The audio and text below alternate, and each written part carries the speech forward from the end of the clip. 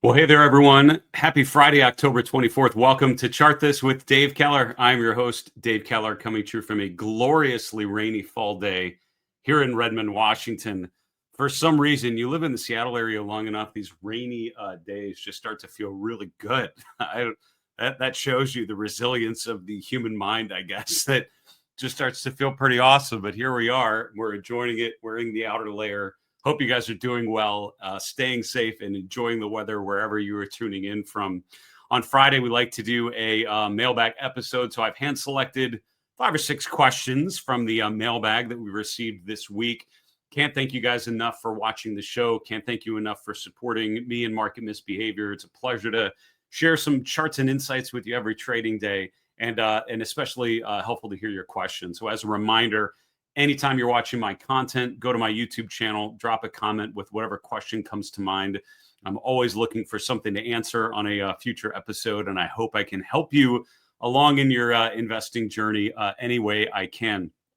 Please check out on our YouTube channel. If you're not subscribed to the channel, please take a moment and do so because we do a recap show every trading day. We also have a Market Misbehavior podcast where we just interviewed Viba Jha, who was at the top of the leaderboard of the U.S. Investing Championship 3 years, and has some fantastic stories about how she was a self-taught investor, what she studied, what she learned, investing experiences along the way, how she propelled to really the top of the investing community in that competition, and some tips and tricks that she uses to analyze the markets today. She's a thoughtful, humble, and fantastic expert. And I enjoyed it a great deal. Some other great interviews with Tom Atkinson of FX Evolution, many others on our YouTube channel. Also some great educational content. So I hope you can take some time, when time permits, check some of that stuff out. All right, let's do just a brief recap of what's happening in the markets here on Friday. We're recording this before the close on Friday, just to get ahead of the weekend a little bit. I was actually looking at some of the banks earlier. Goldman Sachs up about 4% here in the afternoon. JP Morgan rallying. A number of these kind of undercut their 50-day, but recovering back above there. And, for me, one of those basic things to think about is when you have stocks like this that have had really good runs. So going into September, we're making a new high.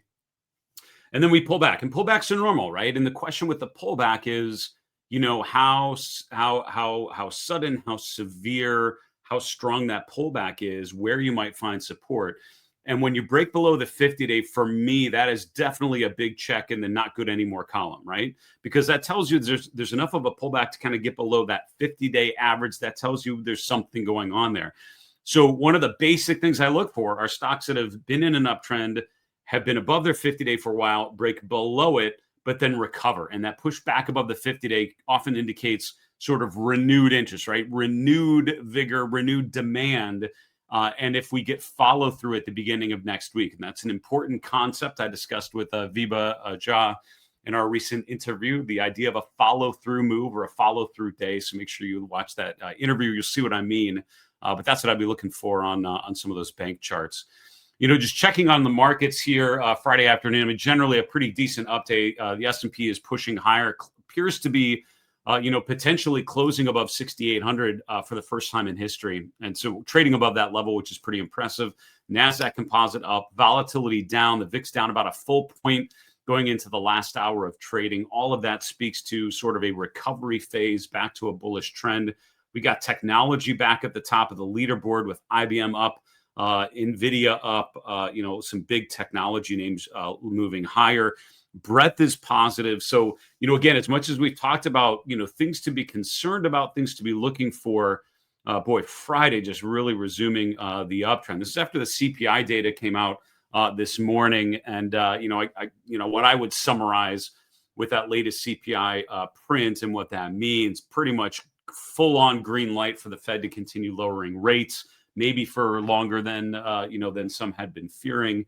And as a result, that usually lower rates are a pretty good boost to consumer names, to the market in general, because basically means things get cheaper, right? That's the idea, right? You're trying to make it easier for people to spend, for people to borrow, for people to pay money for things, and that is what is propelling the market higher, among other things, here today.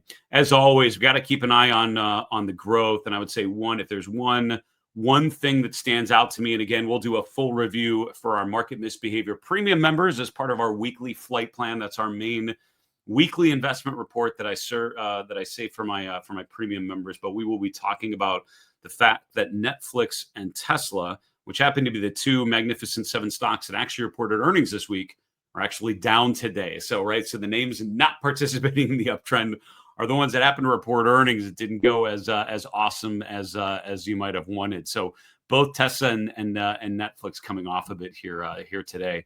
Maybe an important theme to think about going into next week.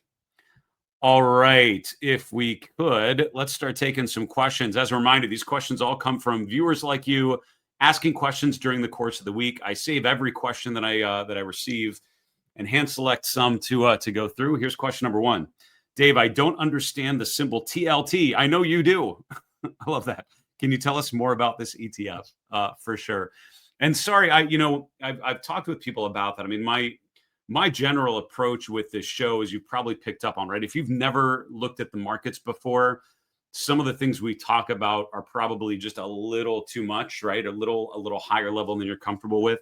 I mean, my content, my show really isn't designed for the layman, the lay person who's just coming into investing. And what I always tell people is, look, here's a group of books you should read first, and then come to me after you've read those books, after you've tried to invest and run into some trouble. Those are the people that I'm hoping to connect with and help. I always tell people I'm not here to start your investing journey. I'm helping you to move along on your investing journey. My goal is to have you find my content, learn some really good lessons, upgrade your routines, upgrade your decision-making process, open up, right? Get your mind open to other techniques and tools that you may be less familiar with.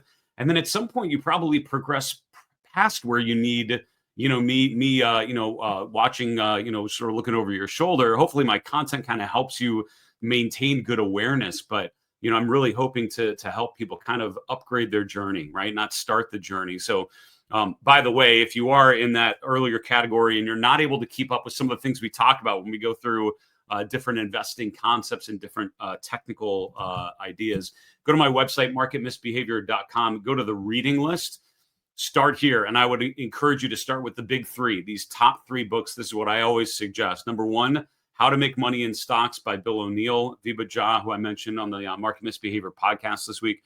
We talked about William O'Neill's inspiration, talked about some of the ways that she was inspired by his ability to marry fundamental and technical analysis. I think that is a great starting point for people just trying to understand how the markets work and how an individual investor can identify good companies and good stocks. The second is you want to understand trading. You want to understand the mental game of trading, the general idea of watching the tape, what it means when the ticker's going by in virtual form in 2025. But Jesse Livermore, I mean, this book, Reminiscences of a Stock Operator, is a fictionalized account of legendary trader Jesse Livermore. You will find that even though that's like 100 years set, it's set 100 years ago, but a lot of the things that Jesse Livermore was trying to do are the same things we're trying to do now, which is kind of get ahead of the market and understand the supply and demand. Finally, manias, panics, and crashes. And then I'll promise I'll get to the question that was actually asked. Manias, panics, and crashes, all about the history of financial crises, bubbles and burst bubbles and bear markets and bear market recoveries. That cycle has happened so many times in human history. It will happen again. The next bubble that we don't know about yet, the next crash that we haven't even dreamed of yet, will follow a very similar playbook to previous manias, panics, and crashes. Start with those three books, then go through a lot of the rest of these. Then we can start talking about how we can upgrade your decision-making beyond all of those things. Having said that, when I'm talking about the interest rate market, right, the fixed income markets, right? So the bond markets are obviously a huge, asset class within the global financial system. This is literally how, firms borrow money from one another, how governments borrow money and lend money. how individuals, it's all related within this idea of the fixed income markets. Fixed income markets are built on loans, right? A bond is a glorified loan where you loan money to something, some institution, some company, some government, and then they basically pay you interest for a period of time, and then you get your principal back at the end of it. That's what a bond is. It's a loan, right? And that's different from a stock where you buy a share in a company and you are a partial owner in that company, right? And you have a vote on shareholder issues and all those sorts of things. So a stock represents ownership in a company, albeit for most individual investors, a very small piece of the company, but you do own a part of the company. And then bonds are a loan. You are loaning your money to someone who's paying you interest, and then you get your principal back at the end. So we have a bunch of tools and techniques we can use to understand what's happening in the bond markets. The TLT is an ETF that actually tracks bond prices, right? So a bond is issued and it has coupon payments, which are basically literally used to clip coupons and send them in, and you'd get your money. That was your interest payment. Then you get your principal back. And so those are called coupon payments still to this day. But bonds also trade, right? Because there's demand and supply based on a treasury auction and other things. And so bonds are traded. And so you're trading that value of that loan going forward. And so the TLT basically tracks a total return for the bond markets. The TLT is an ETF that tracks treasury bonds. There's also what am I thinking? BND tracks the total bond market. AG tracks another kind of total bond markets. That's treasury bonds and corporate bonds. But there's a corporate bond ETF, and I'm just totally blanking on it. LQD, that's it. LQD is an iShares ETF that tracks corporate bonds. So treasury bonds, bonds issued by the U.S. government; corporate bonds, bonds issued by companies. HYG would be high yield bonds or junk bonds, bonds issued by lower credit rating companies or more risky companies. And so TLT is treasury bonds, long duration treasury bonds, over 20-year duration to expiration. So long, long dated corporate bonds. There are other ETFs that track, corporate treasury bonds with shorter durations, and then ETFs like AG track the total bond markets. So this basically tells you if you owned, a portfolio of bonds, how is that portfolio doing? And for individual investors, not super practical that you would actually go and buy a bond. So what you do is you just buy a bond ETF, and this is an ETF that holds underlying treasury bonds or corporate bonds. And so you don't have to deal with that part of it. You just get the exposure to the asset class. And that's why one of the things why ETFs are probably one of the coolest things for individual investors ever designed, I would say. Now, having said that, like when you look at the front page, the dashboard on something like stockcharts.com, and it goes to the fixed income section, we will also see yields, right? Treasury yield. So this is the yield on the 10-year treasury bond. This is the yield on the 30-year treasury bond. So this is what the bond is actually yielding. If you buy the bond, this is the yield that you're getting for the price that you're putting up to there. So basically, there's an inverse relationship between bond prices and bond yields, because if the bond price goes down, it has an expiration price, or it's going to expire at a certain value down the road. And so basically the yield is what you're paying now versus what the total return is going to be on the bond over time. So when prices go down, yields go up. When prices go up, yields go down. They shrink down. That's kind of the inverse relationship, which is why on this front page, the TLT and like the 10-year treasury yield will usually be moving inversely to one another. Certainly over a period of time, that's kind of what's happening. So that's the TLT. What I always tell people is like, if you're like an individual investor and you want exposure to the fixed income markets, they're much more stable. They, obviously a different asset class, something like treasury bonds, very low risk for, a fairly expected return or expectable return. And certainly a safe haven. ETFs are usually way more practical than things like actually buying treasury bonds. There's just a lot more that has to go into it. And then you can think of it in terms of, your ETF exposure, right? It trades like an ETF, just like anything else. So that's what TLT is. That's what other bond ETFs are. They're basically you're buying an ETF that owns a portfolio of treasury bonds or corporate bonds or anything like that. So you're getting exposure to that those bonds without having to buy the actual bonds themselves. It's about a little more investing 101 than we normally go on the show, but I appreciate you asking that. And I do welcome those questions. If I ever talk and you're missing kind of some of the foundational stuff that helps you understand the charts and techniques that we talk about, please don't be afraid to ask. Happy to answer questions. All right, question number 2. I should probably pick up the pace here. That was long-winded. Which charting software includes dividends, interest, fund fees, etc., for a total return? Yeah. So, right. So this is a one of those issues with charting platforms. And I'll show you on stock charts, but as you probably know, I use a number of different charting platforms over my career. I've used a number, and I learned technical analysis when I was at Bloomberg. So for years, Bloomberg was the platform that I learned charting on. And then I learned about stock charts and Updata and Optima and, Market Smith, Market Surge, Wanda, all those O'Neill charting platforms. And then I've gotten into Koifin and many others, all which have really cool charts with different strengths and weaknesses. But one thing you have to remember is that there is no like big annual meeting where all the charting platforms get together and agree on how things should be done. Charting platforms were designed by a person or group of people who at some point back in the past made basic foundational decisions about how they were going to set up the charting platform. There are no consistent like best practices. It's just kind of what each provider thinks is the way to do it. And so when you bring up a chart on one platform and you compare that to a chart on another platform, there will often be differences. And those differences usually come down to decisions that the creator of the platform made in terms of what they thought was the best way to represent prices and to smooth out prices and to roll over contracts or create continuous futures contracts or including dividends or not, which gets to your question. So it's a little bit of the Wild West of, there's no consistent, sort of generally accepted principles. There's no gap for, gap generally accepted accounting principles for charting. But it would be cool if there was, because then we wouldn't have to worry about inconsistencies, but that's the reality. So there are 2 general ways that you can analyze price action. And what it is you can either use adjusted data, meaning you're adjusting for dividends, or unadjusted data, meaning you are not adjusting for dividends. Here's what I mean, right? Here's the chart of United Health Group. United Health Group pays a quarterly dividend.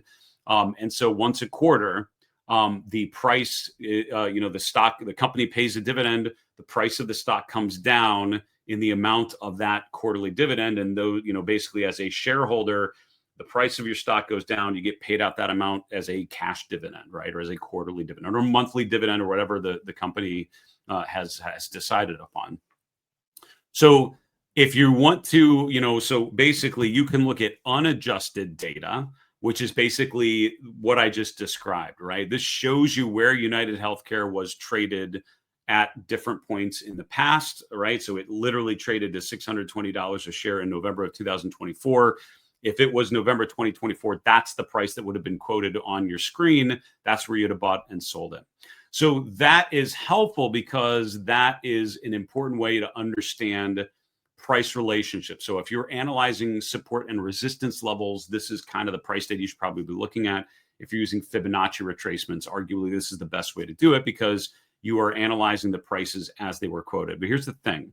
For indicators like RSI, for relative performance measures, for moving averages, for MACD, the problem with using unadjusted data is that those little dividend payments cause the price to go down. And the price going down is not because people were nervous or because there was any, lack of demand or something like that, right? It wasn't a behavioral reason. It was just the normal quarterly dividend, which caused the price to go down. So the problem is indicators like RSI will have like a natural downward skew just from the normal dividend.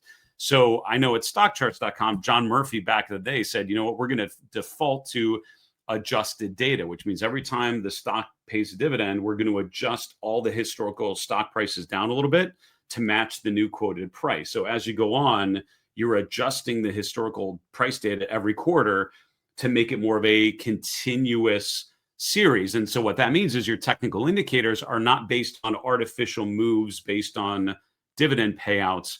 It's based on behavior, right? You're actually using and quantifying investor behavior. So if you're using indicators, if you have more of an indicator-based approach, I would argue adjusted data, or if you're analyzing relative strength or relative performance, adjusted data is way more helpful because it's based on the actual behavior of investors, which is arguably what we're trying to measure in the first place. Now, having said that, every platform is different. There are a lot of platforms that default to unadjusted data. So they default to just showing the price as it was quoted. You will often have an opportunity to change that in some settings buried on some menu. And I know like with Bloomberg, that was one of the options. Often people wouldn't even know which series they were looking at. In reality, it doesn't make huge differences in the short term. But if you look at longer term data, it can make significant differences. And I'll show you like an example. If you look at like a weekly chart of Verizon. So here, Verizon pays a pretty decent dividend. Forward yield is right now about a 7% yield. So over 12 months, it's paying out about 7% of the price of the stock in the form of quarterly dividends. So here we're looking at the adjusted data set. But if I look at the unadjusted data set, do you see how the price is down a ton? So the difference between the unadjusted data, which is more of like a total return, and then the adjusted data, or see, I just completely butchered those. The unadjusted data, right? If I'm looking at the raw price data, not adjusted for dividends, the price is at 38, and back here in 2020, we're up around 62. But the reality is, even though the price of Verizon has gone down, it's been paying out a ton of dividends during this period. So looking at the adjusted data, which is what we default to, it actually shows we're back up to the highs in 2020, because when you adjust those historical values on a total return basis, we've made up quite a bit of value.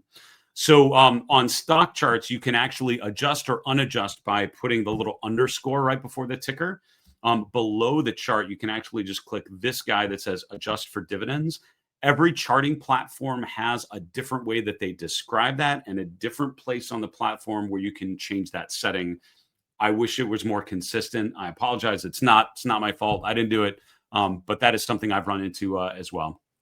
So which charting software, it really depends. And I can't tell you, I know some that default to unadjusted data, some that default to adjusted data. I would argue good charting platforms give you the ability to toggle between them. I would encourage you to look through documentation, reach out to whoever you use, and they can clarify in particular, because I don't know defaults for all of them. Next question. As of today, October 13th, GLD is further extended above the 50-day moving average, about 14 to 15% than it has been at any point in the past 10 years. Cause for concern or caution? I wanted to include this question because you asked this, just over a week ago, right? And you're looking at this chart of GLD, and your question was, should I be concerned that we're way above the moving average? We actually talked about that on the show, I feel like earlier this week, maybe last week, talking about how far the GLD was getting above moving averages. And there are different indicators. Some charting platforms have really good indicators that can track, the distance from the price to a moving average. I don't think it's on here yet. They're actually going to be adding that to the main part of stock charts, which will be really cool. But for now, you can use this indicator called PPO and say like 150. So this indicator at the bottom, the series at the bottom, is showing you how far we are from the 50-day exponential moving average, right? And this is in percentage terms. So here, when you ask the question, we're about 10%, and you said like 10, 15, 14, 15, above that 50-day exponential moving average is what I'm showing here. We got up to around 16, 17% above the 50-day EMA here. If you look to the left, we have rarely gotten that far above there. The last time we got 10% above the 50-day EMA was back there in April. We ended up pulling back quite a bit. So yes, that is a often used approach to look at how far we are from moving averages, because when a market gets really overextended, it's just like the RSI becoming overbought, which we can see it's been overbought here. It also was overbought back in April. When you have a really strong price move, we get really far from the moving averages. And at some point, you'd expect mean reversion. You'd expect, even if the long-term trend is up, you'd expect to pull back to that support. The problem, and I think the challenge with that approach is there's no guarantee that a certain extreme reading is too high, right? So if we go 10% above the 50-day EMA, there's no reason why we can't go 15 or 20% above the 15-day EMA. Is that very common? It is not. If it got out to that point, is it reasonable to expect that we snap back toward the mean? 100% yes. But it's really hard in the heat of the moment to determine that that is high enough, that is too high. But having said that, yeah, I would say, what can be very helpful is bring up something like the GLD or an ETF or a stock that you're looking at. Look at how far we are from the moving averages and go back longer periods of time. So you can kind of see average readings, like how far tends to be too far for that particular series. That can be a good kind of benchmark, a good starting point to keep in mind. On stock charts ACP, they actually have an indicator called distance from moving average. And again, a lot of other platforms have a version of that indicator. It often has very different names, but look for something like distance from moving average percentage, something like that is what they usually call it. All right, we'll get back to a couple questions in a minute. Do want to thank Seeking Alpha for being a long-term supporter of the channel. If you go to marketmisbehavior.com/Seeking Alpha, you can learn more about the Seeking Alpha platform. Also, you can just scan the QR code that you see on your screen. I've used Seeking Alpha for a while now, and I find certain parts of that platform super helpful. Number one, some really interesting bucketing of stocks, what they call themes or thematic plays. I forget what they exactly call it, but you can look at things like aerospace or biotech or AI or any of those EVs, any of those themes. They have buckets already set up where they can show you the competitive landscape. You can look at charts, look at the valuations, and just see what's happening with those different thematic moves in the market. Market kind of moves in themes these days, and I found the way that they break those down super helpful. Also, I'm a huge fan of their quantitative approach. Steve Kress designed their quant model years ago. I've been able to interview him for my podcast, and huge fan of how they are basically empowering individual investors with the quality of an institutional quantitative model. It's the type of quant model I would have used at a large money manager, and the fact that you have access to that. And that, what a quantitative model does, or an alpha model, basically looks back in time and looks at the characteristics of good companies. What kind of things, if you look at the data, what are the things that good companies look like before they get really, really good? And then you can look for those quantitative metrics today and see which companies may be setting up for potential strength going forward. Again, go to marketmisbehavior.com/Seeking Alpha for more information. If you use my link or scan the QR code, you get a little better deal and helps me make Market Misbehavior awesome. So check them out. Next question, Dave, what do you think about RCUS? The RSI is 67. The moving averages are in the proper order, and the Chaikin money flow is positive. So what I love about your question, and thank you so much for asking, and thank you for asking it. Thanks for watching, and thanks for asking the question. Embedded in your question, it shows that you've analyzed the charts using some of the concepts that we've talked about. That warms my heart. That makes me very happy. So, and what I would tell you is the amateur way to use charts is to bring up a chart and say, yep, that looks good, right? It's very easy to bring up a chart and have your brain convince you that whatever you're seeing is awesome. What a professional technical analyst does is there's more rigor to it, right? There is, and they might summarize it that way just because they've looked at the evidence enough. They think of it in terms of a checklist. They're thinking of all these different pieces of evidence and, basically gathering the evidence very quickly and saying, yeah, this is a good chart because, and then they can articulate clearly what was the evidence that they use. And what you want to get to as you use technical analysis tools is to get more to that point where there is a rigorous checklist, disciplined way that you're gathering evidence and evaluating a particular stock or ETF at any given time. So what I love about your question is you have gone through a checklist, either literally or figuratively, and said, yeah, are the moving averages in the proper order? Yes, which means the price above the 21-day EMA for me, 21-day above the 50-day, 50 above the 200-day. That's good. That means the stock's in an uptrend.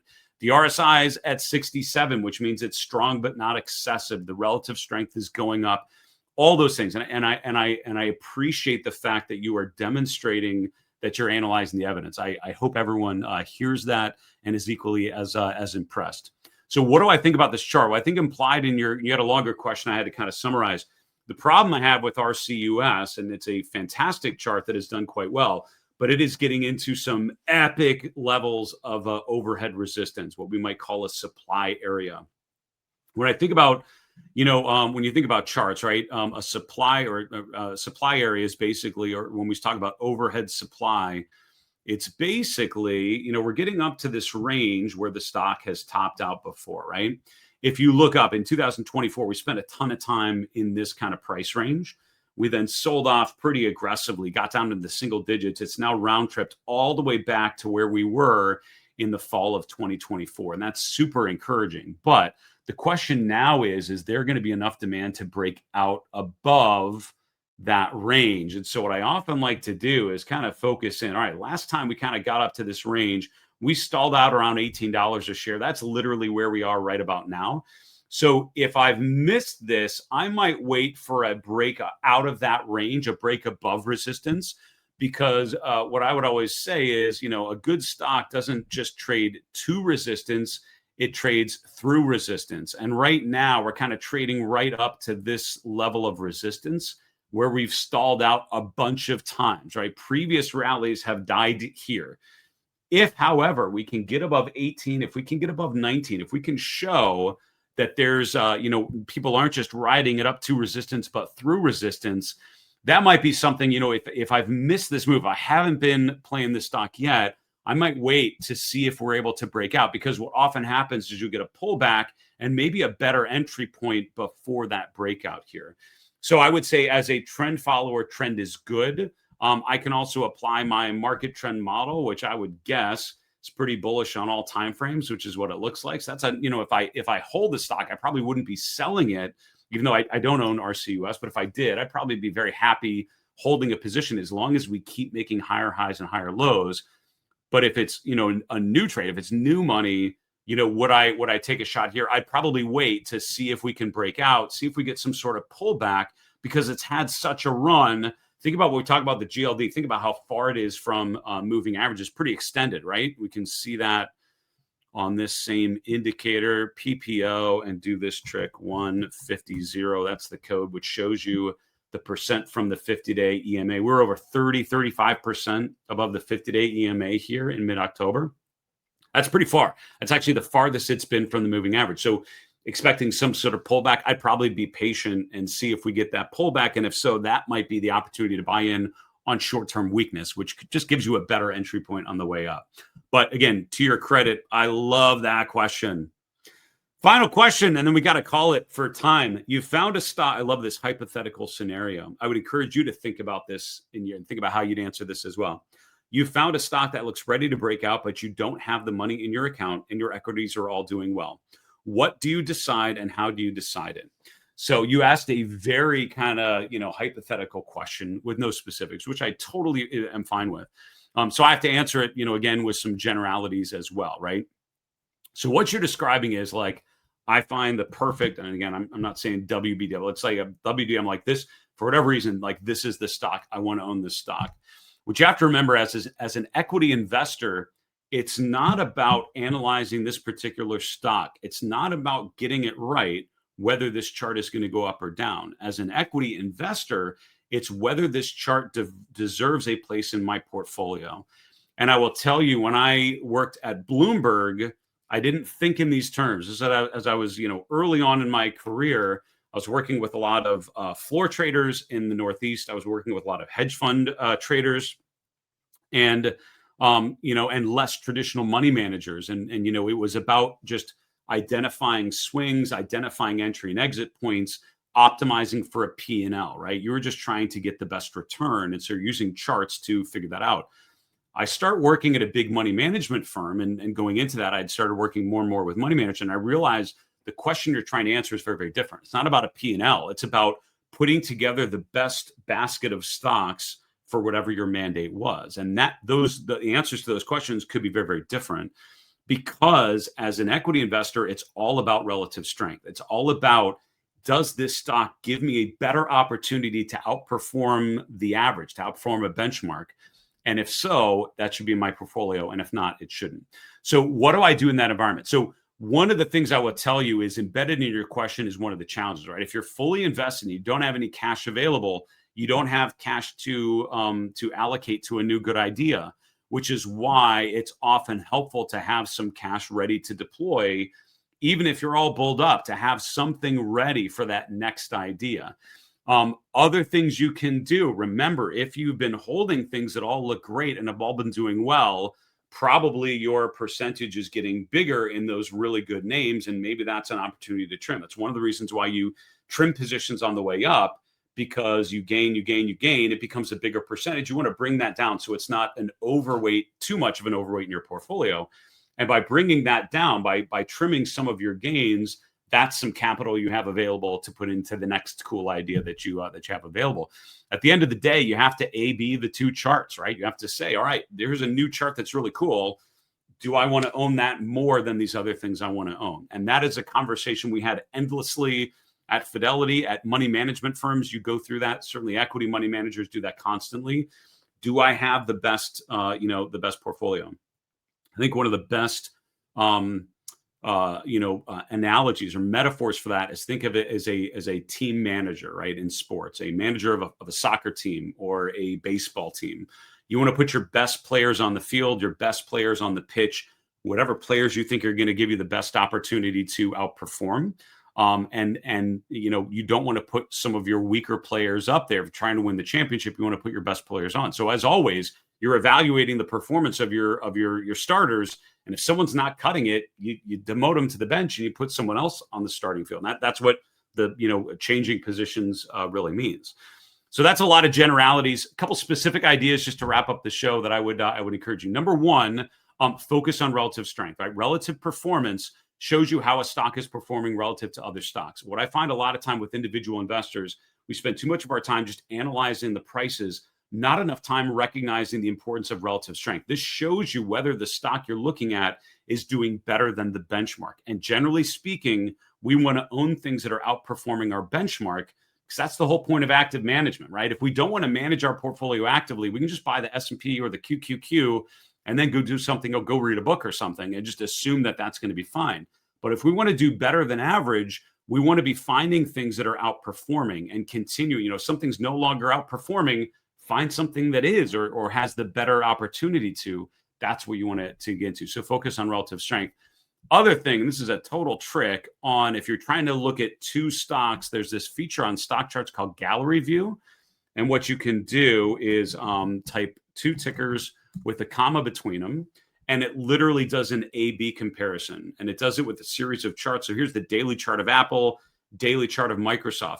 What this setup does, and if you don't, on different platforms, find a way to show the two charts next to one another, and just think about, not just what do I think of the chart of Microsoft? Is this chart on the right better than this one on the left? I have to pick one. Which one do I pick? The weekly chart, point and figure chart, whatever it is that you want to use, find a way to compare those two charts on an apples to apples basis. Use the same indicators, the same time frame, and think about, all right, you have to pick one door. Which one do you pick? And if you don't pick the door of the stock you're holding, then why would you still be holding that stock, right? That's a great exercise. Take one of your current holdings, one of those new ideas, A/B them, right? Which one do you pick? That's the one that should be in your portfolio. I hope that's helpful. Some really interesting questions, man. As always, you guys do such a great job. Thanks for that. Asking some, specific questions about individual tickers, asking questions about different technical indicators, and actually asking broad money management questions that allow me to sort of talk a little bit about how to approach this game and how to upgrade your decision making along the way. I hope you found that to be a helpful exercise.